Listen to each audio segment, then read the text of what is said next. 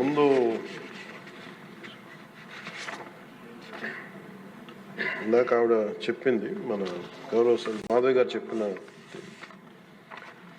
First అది more relevant question కాబట్టి దీనికంటే first let me answer for that.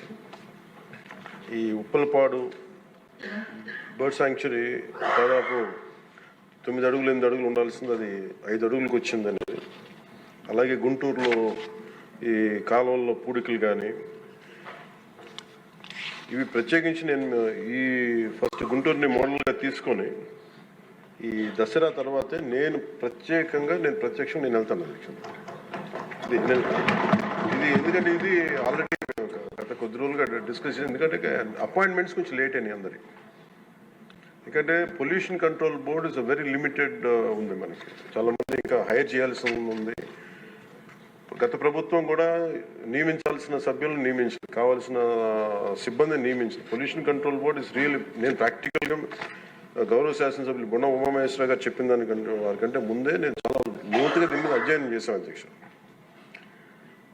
చేసినప్పుడు ఒక షార్టేజ్ ఏముందంటే ఎంప్లాయీ షార్టేజ్ చాలా ఉంది.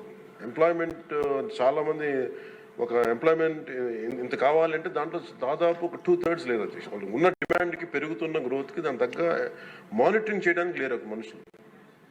అలాగే దీంట్లో అవకతవకలు ఉన్నాయా అంటే గౌరవ శాసనసభ్యులు చెప్పినట్టుగా